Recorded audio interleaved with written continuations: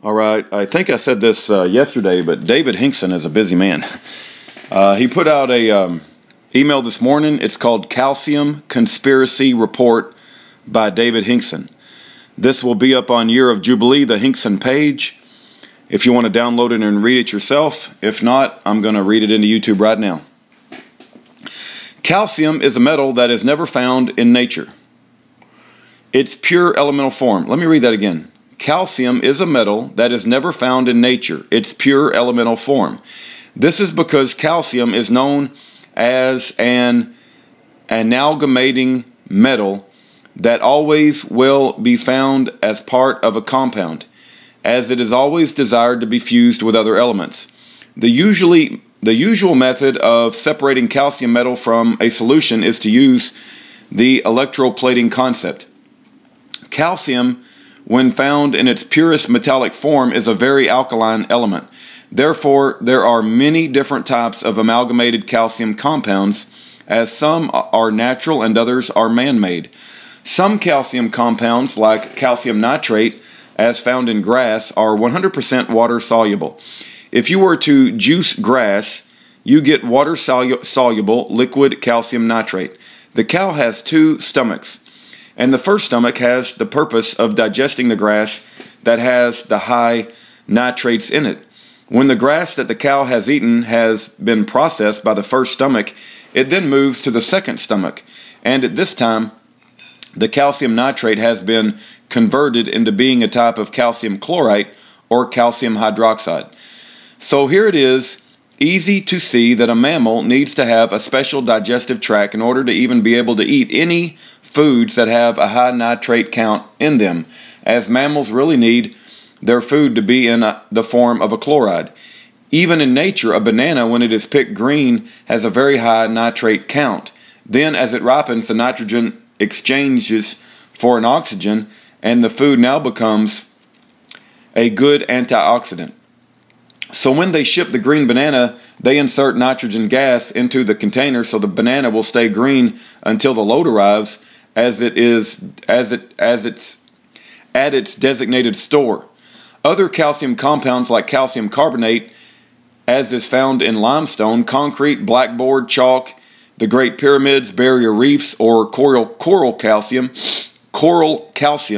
talcum powder, Cheerios, Tums, Rolaids, and the cream of wheat are not water soluble in a pH of 7.4, pH of regular water. But calcium carbonate does dissolve in hydrogen compounds known as acids. An acid is any liquid that has excess hydrogen in it.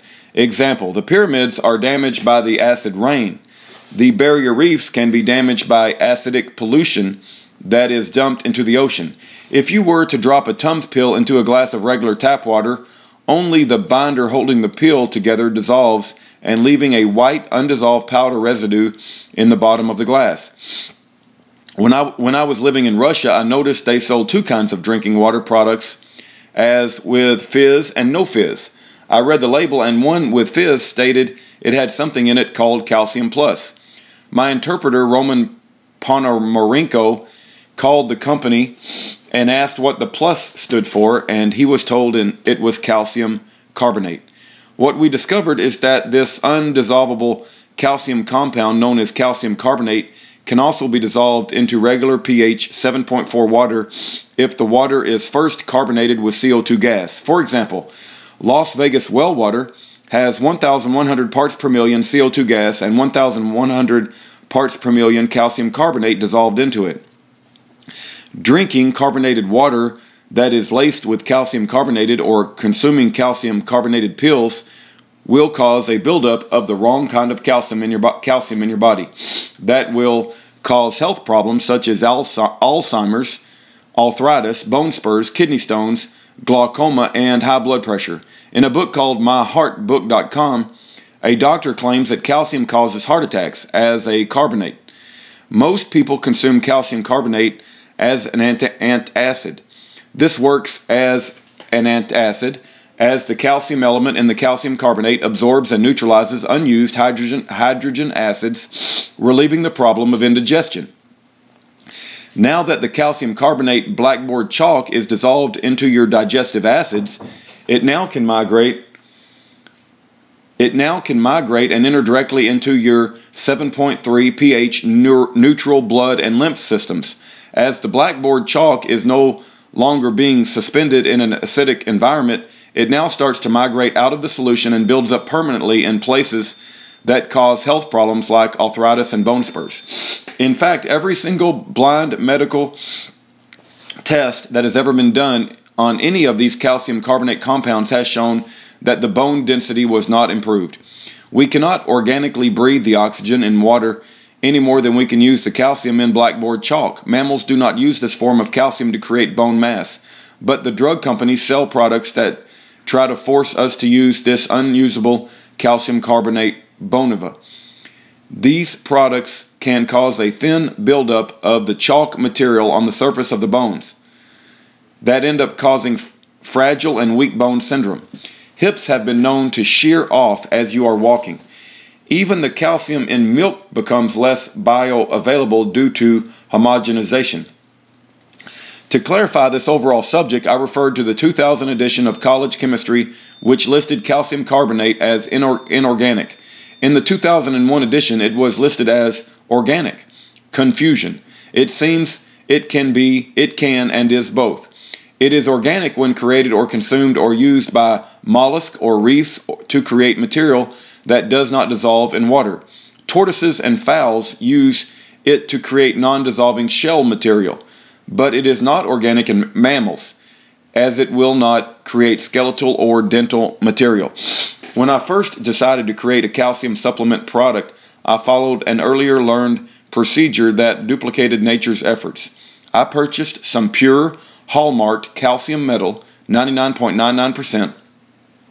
No one has ever started using pure calcium metal to produce a mineral supplement, as hydrochloric acid, HCl, is the acid used by our digestive tracts. I filled a 6-gallon plastic bucket with HCl, 50% full, and then dropping pieces of pure calcium metal chunks into it. The reaction was extreme. Finally, after all of the reacting stopped, I ended up with a viscous and totally clear liquid that looked exactly like corn syrup, was totally clear, and smelled like a hospital. It had no Tyndall effect, as a laser light would pass all through it, and there was no visible streak in the medium. If allowed to dry completely, it would grow large crystals that actually looked like quartz crystals. It was now in the form of a calcium hydrochloride. I would then bubble ozone gas through this thick medium for about 8 hours. Using the ozone gas concept as an extreme oxidant was done to actually use as an extreme... Okay, let me read that again. I got off track. It was now in the form of a calcium hydrochloride.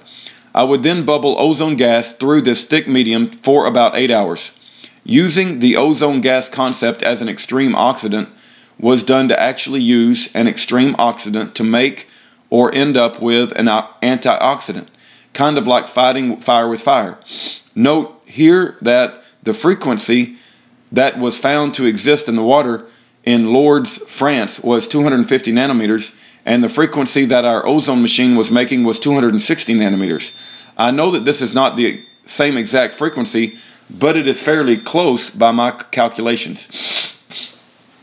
I now had a liquid calcium that was an antioxidizing agent. In fact, it was super antioxidant in my opinion.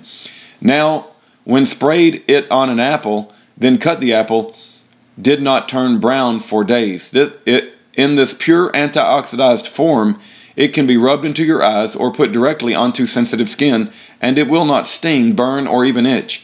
And it can now be injected directly into the bloodstream. Some calcium supplements use regular calcium chloride, also known as concrete deicer, but it is not the same product, as it is so oxidizing it damaged the concrete. Pot or pits will burn your eyes, could kill you if you injected it. If sprayed on a banana, the banana will instantly turn brown. A company called Eniva, E-N-I-V-A, stole this lecture about calcium, and they had a man named Joe Swisher read my words onto their lecture tape. Note there are Note there were two Joe Swishers. This Joe died a few weeks after he read my lecture as his. They were purchasing the calcium chloride as regular concrete deicer and putting some in bottles and using my lecture tape to promote what they're doing. I was told that their sales went to over 1 million per month. My friend, the late Douglas Nolan, tried to sell me a small rock crusher for $10,000. I said, that is very high price for such a small machine. His comment was that he had made a lot of money with it. I said, how? He said he was grinding up the cliche and selling it to the company to put into their ice cream under the concept of fortifying their product. Can you imagine how much of this product is being put into our food supplies under the concept of supplement? It became plain to see that starting with pure metals, acids, and using ozone gas, it is very important. If calcium chloride is consumed, that is still too oxidizing as it found in our foods under the concepts of fortification, i.e. the zinc in the throat lozenges is too oxidizing. Every cell in our bodies will reject it. There is actually a negative response. It is very difficult for the body to convert these minerals into an antioxidized form. The body uses fresh, uncooked raw fruits and vegetables to try to unoxidize these minerals in the digestive process. All fruit ripens for the sole purpose of converting nitrogen compounds into oxygen compounds. This is why the banana goes from green to yellow. Iron goes from green to red. Now, I had the first beaker of this new antioxidized calcium sitting on my lab bench. A doctor of naturopathy came to visit me and used kinesiology muscle testing to test the calcium on me. I had a slight fever of 103 at the time, and this test showed that I should consume 4 ounces of 700 parts per million. I had finished the toxicology test and decided to drink it. Within 20 minutes, I felt 100% better. I felt so good, so fast, I was sure at this time that this new calcium product was a new cure for the common cold. I now sent samples of this calcium to my biologist, Mr. Larry Wayne Harris, so that he could see if it actually killed nitrogen-breathing pathogens. Within about 15 days, he reported that this calcium did absolutely nothing to kill or slow down any nitrogen-breathing pathogens. I was very disappointed, but why? I know my flu disappeared. What was I missing? Then I figured out a medical concept that I had never heard of or even in medical school. Everything living does 4 things. As it is hatched, eats, sexually replicates, and it shits. Shit high in transit. It is this fecal matter, shit, that is secreted from the virus bacteria that actually causes sickness and death, not the actual pathogens. The fecal matter from oxygen-breathing pathogens like yogurt, cheese, acidophilus, even alcohol is in a category of usable fecal matter discharges. The fecal matter from all nitrogen-breathing viruses, bacteria, is an acidic crystalline neurotoxin, i.e. botulism, pus. These acid toxins cause us to cough, get earaches, headaches, and burning pus sores. They further attack our lung lining, which causes the lung tissues to secrete phlegm. In order to neutralize these acids, polyps are also created to isolate these toxins. The new calcium product I created seemed to absorb and neutralize these acidic toxins in the blood and lymph systems, and it also seemed to carry these toxins towards the kidneys and urinary tract. This calcium was not a cure. It only relieves the flu symptoms within about 20 minutes as it neutralizes these acidic crystalline neurotoxins.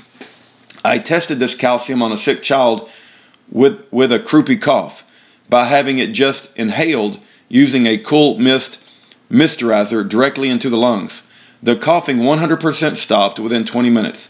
It seemed to neutralize and move these acids out of the lung pursuant to osmosis, giving an almost instant relief. Later, I gave 8 ounces at 700 parts per million of this calcium to a child in Africa that was near death from AIDS and river blindness, and he came back from death's door, giving us more time to save him.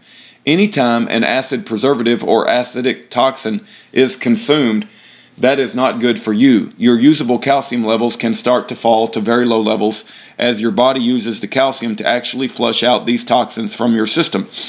Most people think that the citric acid is vitamin C. In fact, the Surgeon General of Russia and the Ukraine both thought this.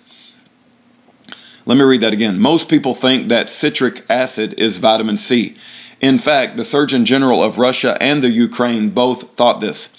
Monsanto named their new preservative citric acid so the people would think citric acid comes from fruit and is actually vitamin C. Vitamin C is known as ascorbic acid. Citric comes from fruit and is actually vitamin C. Let me read that again. I messed up. Let me start the whole paragraph again. Monsanto named their preservative citric acid so that people would think citric acid comes from fruit and is actually vitamin C. Vitamin C is known as ascorbic acid. Citric acid is not vitamin C. Citric acid is an acid. That is a fecal matter discharge from a nitrogen-breathing bacteria. In fact, it is an acidic crystalline neurotoxin. It is put into the drinks as a preservative. Consuming this product actually causes acid reflux disease and will force your real and usable calcium levels to go to low levels. Now you can subscribe and get Nexium to help you lower your HCl levels. This then causes us to digest our foods using the wrong kind of acid. Then we must consume more calcium carbonate to relieve our indigestion. So I don't know if that's the end of the article or he's going to send me a part 2, but that's where it ends. So we'll end there. Thank you for your time.